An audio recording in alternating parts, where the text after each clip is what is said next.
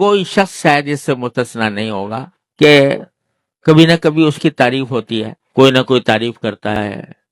اور جیسے میں نے پہلے بھی شاید عرض کیا تھا کہ کسی کی ہمت افزائی کے طور پر کچھ کلمات کہہ دینا، بھئی تم نے بڑا اچھا کام کیا، اللہ تعالیٰ تمہیں جزائے خیر دے، دعا دے دو اس کو، یہ اس کا حق ہے.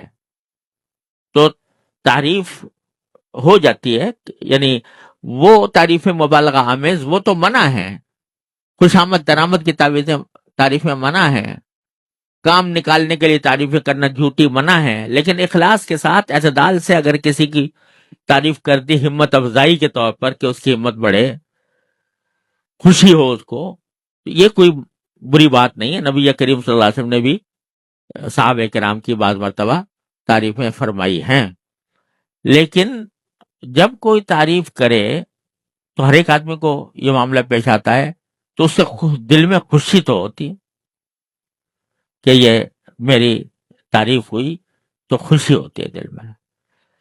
اور ایک طبی بات ہے، یہ کوئی بیماری نہیں ہے خوشی ہونا، لیکن اس خوشی کے موقع پر کیا کرے جس کے نتیجے میں وہ خوشی عجب میں تبدیل نہ ہو، وہ خوشی عجب میں تبدیل نہ ہو.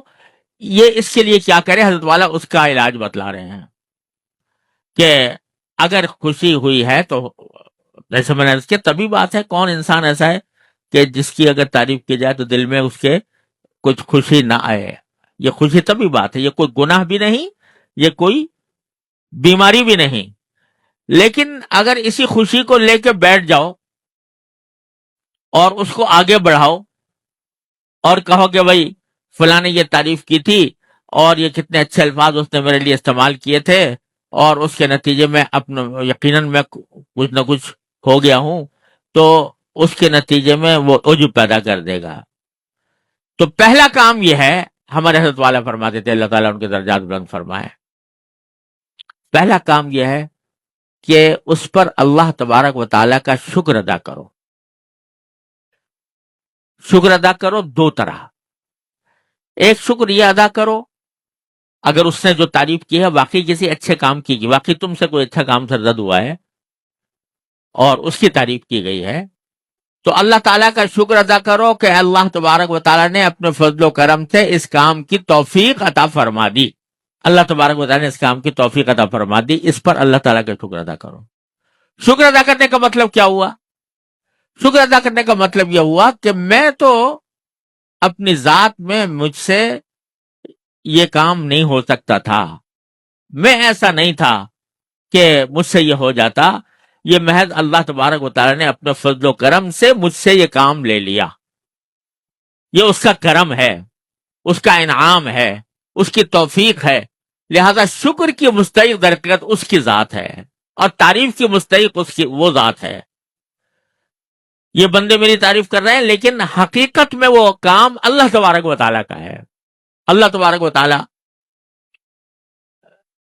نے توفیق دی، اگر وہ توفیق نہ دیتے تو یہ کام نہ ہوتا.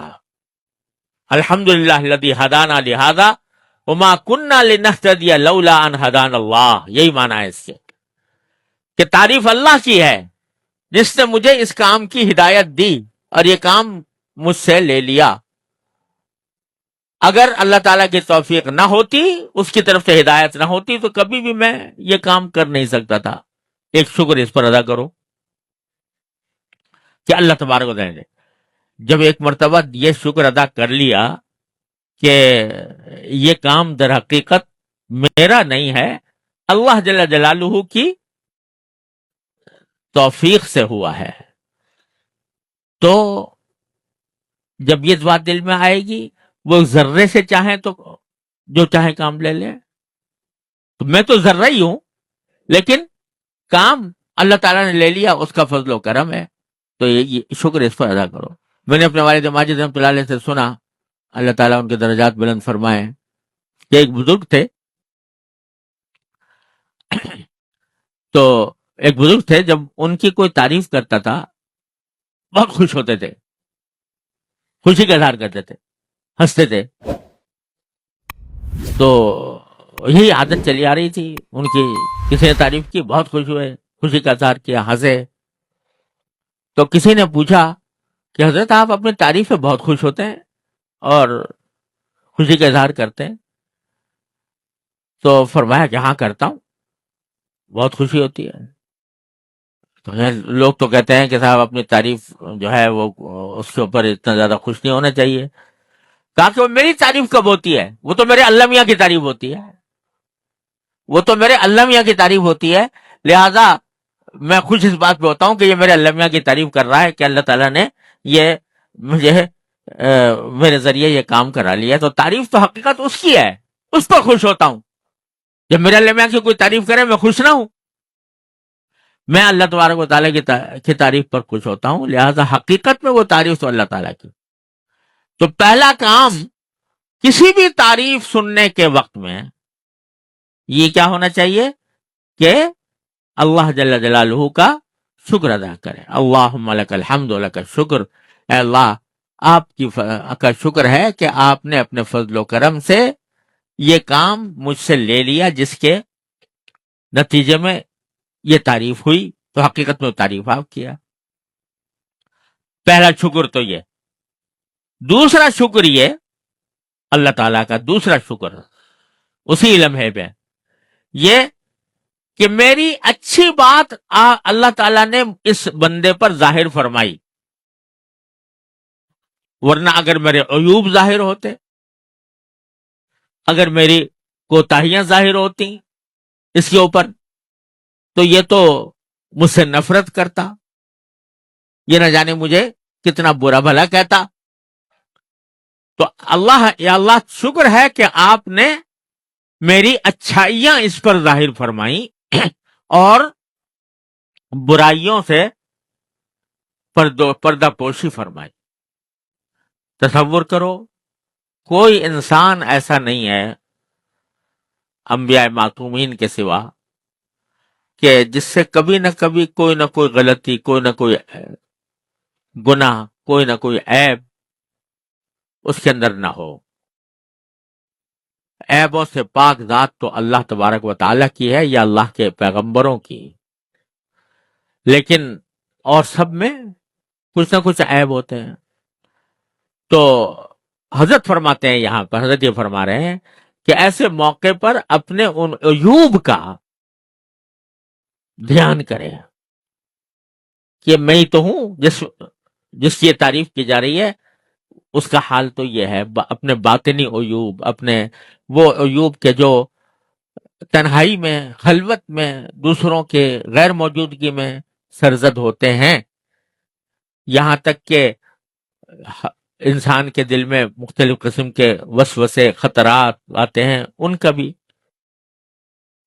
کہ اگر یہ چیزیں اس آدمی کے سامنے آتی تو یہ تعریف کرتا، یہ اچھا سمجھتا، پھر تو یہ برائی کرتا. تو اے اللہ شکر ہے آپ کا، اپنے فضل و کرم سے شکر ہے آپ کا کہ آپ نے اس کے اوپر میری اچھائی ظاہر فرمائی اور میری برائیوں کی پردہ پوشی فرما دی. یہ دوسرا شکر اللہ تبارک و تعالیٰ کا اس پر ادا کرے. اور جب یہ دو باتیں ہو گئیں تو تیسری بات اس سے خود بخود نکل رہی ہے کہ بھائی یہ تعریف تو اللہ تبارک و تعالیٰ کی توفیق کی وجہ سے ہو رہی ہے، اور وہ جب چاہیں یہ توفیق سلب فرما لیں. نہ جانے کب توفیق سلب ہو جائے. اللہ تعالیٰ معاف کرے، اللہ تعالیٰ حفاظت میں رکھے. کتنے ہیں کہ جو ٹھیک ٹھاک کام کر رہے تھے لیکن اللہ بچائے مت الٹی ہو گئی، کجی پیدا ہو گئی، راستہ چھوڑ بیٹھے. اعلیٰ سے اعلیٰ درجے کے لوگ بھی اللہ بچائے بعض اوقات بہک جاتے ہیں، بھٹک جاتے ہیں، اور جب توفیق نہیں ہوتی تو برے حالوں میں مبتلا ہو جاتے ہیں. اللہ بچائے. تو یہ تصور کرے کہ آج پتہ نہیں کب میری حالت باقی رہے، اس حالت کا اعتبار کیا ہے. اس وجہ سے کیا میں اس کے اوپر اپنی عجب کا، اپنی بڑائی کا، اپنے کمال کا کیا دل میں خیال لاؤں، یہ تصور کریں کہ کہنا ہے کب کھن جائے تو اللہ ہی سے پناہ مانگے. اے اللہ، یہ اچھائی آپ نے اپنے فضل و کرم سے پیدا فرمائی، ان کے دل میں خوشگمانی پیدا فرما دی. اے اللہ، اپنی رحمت سے اس کو برقرار بھی رکھیے اور اس نعمت کو زائل ہونے سے بچائیے. اللہم انی اعوذ بک من زوال نعمتک و تحول عافیتک. اے اللہ، میں آپ سے پناہ مانگتا ہوں، اس بات سے آپ کی پناہ مانگتا ہوں کہ جو نعمتیں آپ نے عطا فرمائی ہیں وہ مجھ سے ختم ہو جائیں. وہ تحول عافیتک، اور اس بات سے آپ کی پناہ مانگتا ہوں کہ جو عافیت آپ نے عطا فرمائی ہوئی ہے وہ بدل کر، اللہ بچائے، عافیت کی حالت بدل کر مصیبت کی حالت آ جائے. وہ عافیت چاہے دنیا کی ہو، دنیاوی کاموں میں ہو، چاہے دینی کاموں میں ہو. تو جو عافیت آپ نے عطا فرما رکھی ہے اس کے تحول سے، اس کے بدل کر، پلٹ کر مصیبت میں تبدیل ہو جانے سے اے اللہ میں آپ کی پناہ مانگتا ہوں. اللہم انی اعوذ بک من زوال نعمتک و تحول عافیتک و جمیع سخطک. اور اس بات سے پناہ مانگتا ہوں کہ کوئی بھی ایسا کام جو آپ کو ناراض کرنے والا ہو وہ مجھ سے سرزد ہو. تو یہ توجہ کرو کہ یہ نعمت ہے، بے شک اللہ تبارک و تعالیٰ کا فضل و کرم ہے، اس پر اس کا شکر ہے، لیکن اے اللہ کہیں یہ زائل نہ ہو جائے. میں آپ کی پناہ مانگتا ہوں اس کے زوال سے. جو بندہ یہ کرتا رہے گا، اللہ تعالیٰ کی توفیق پر شکر ادا کرے گا، اس پر شکر ادا کرے گا کہ اس نے ستاری فرمائی ہوئی ہے، اس نے میرے عیوب کو چھپایا ہوا ہے، تو اور ساتھ میں پناہ مانگے گا اس بات سے کہ یا اللہ یہ اچھی حالت کسی بری حالت میں تبدیل نہ. جو بندہ اس طرح اللہ تعالیٰ سے مانگتا رہے گا اس کو محروم فرمائیں گے، اس کو محروم فرما دیں گے؟ ہرگز نہیں، وہ بندہ محروم نہیں ہو سکتا. اس واسطے نبی کریم سرور دو عالم صلی اللہ علیہ وسلم نے ان دعاؤں کی تلقین فرمائی ہے.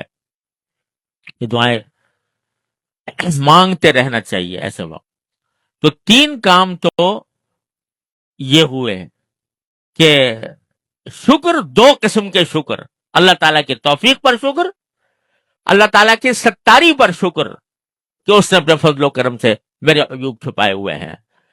اور تیسرے یہ کہ اس نعمت کے زوال سے اللہ تعالیٰ کی پناہ، یہ کام ہو. جب آدمی بندہ غفلت میں ہوتا ہے، اللہ بچائے، تو پھر وہ شیطان اس کو دوسری طرف لے چل پڑتا ہے. یہ تعریف ہو رہی ہے، کوئی اور ایسا کام کروں کہ اور لوگ تعریف کریں اور میری شہرت ہو، لوگوں کے اندر میرا تذکرہ اچھے انداز سے ہو، لوگ مجھے پسند کریں، اور اسی طرف انسان کو لے کر چل پڑتا ہے، جس کے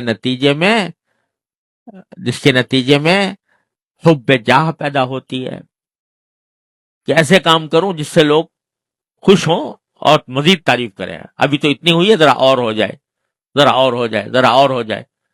حب جاہ اس سے پیدا ہوتی جاتی ہے. شیطان اس طرف لے کر پڑتا ہے، یہ لے پڑتا ہے کہ بھائی تو بڑے اونچے مرتبے پہ پہنچ گیا ہے، اتنے سارے مخلوق تیری تعریفیں کر رہی ہیں، تو عجب میں مبتلا کر دیتی ہے، کبر میں مبتلا کر دیتی. جب ہو جاتا ہے تو پھر وہ کسی آدمی سے بات کرنے کا بھی ڈھنگ سے روادار نہیں ہوتا. میں تو بہت اونچے مرتبے پہ پہنچ گیا. پتہ نہیں کیا کیا بیماریاں یہ چیز پیدا کرتی ہے. اور ذرا سا زاویہ نگاہ بدل لو، زاویہ نگاہ بدل کر یہ کام کر لو جو بتلائے گئے ہیں، تو انشاءاللہ رخ بدل کے دوسری طرف چل پڑے گا. اللہ تعالیٰ کی طرف